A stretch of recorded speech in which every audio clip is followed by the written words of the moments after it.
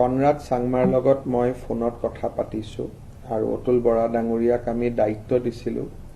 সমস্যাৰ সমাধান হৈছে, কিন্তু এটা কথা আমি অস্বীকাৰ কৰিব নোৱাৰোঁ যে মেঘালয়ত একাংশ মানুহ আছে যোনে অসমৰ পৰ্যটকসকল তালৈকে যোৱাত বহুত বেছি ভাল নাপায় আৰু পেট্ৰিচিয়া মুখিমৰ দৰে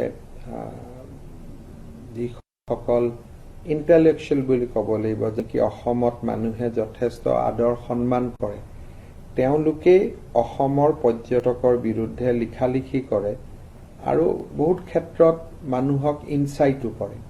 কিন্তু তাৰ বিপৰীতে আৰু এচাম মানুহ আছে যোনে অসমীয়া মানুহক ভাল পায়, অসমীয়া মানুহক আদৰি লয়। গতিকে এই ক্ষেত্ৰত মই ভাবোঁ এটা ফ্ৰিকশ্যন মেঘালয়তে দুই ধৰণৰ মানুহ আছে।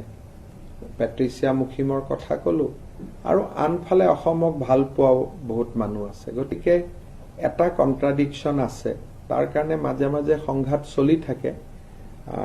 শ্বিলং আমাৰ অসমতে আছিল, ৰাজধানী আছিল, আমাৰ মানুহে শ্বিলঙত গৈ ভাল পায়।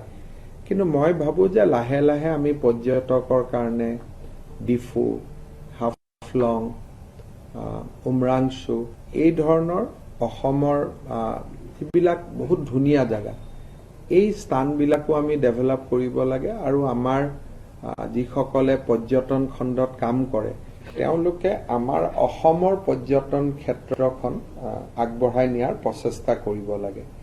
দিল্লীত থকা সময়ত মই উমৰাংচু আৰু মাজুলী যি দুটা প্ৰস্তাৱিত এয়াৰপৰ্ট, তাৰ কাৰণে বিতং কৰি কথা পাতিছোঁ। মই ভাবোঁ যে মোৰ কাৰ্যকালত এই দুখন এয়াৰপৰ্টো হৈ যাব আৰু লাহে লাহে তেতিয়া মই ভাবোঁ যে উমৰাংচু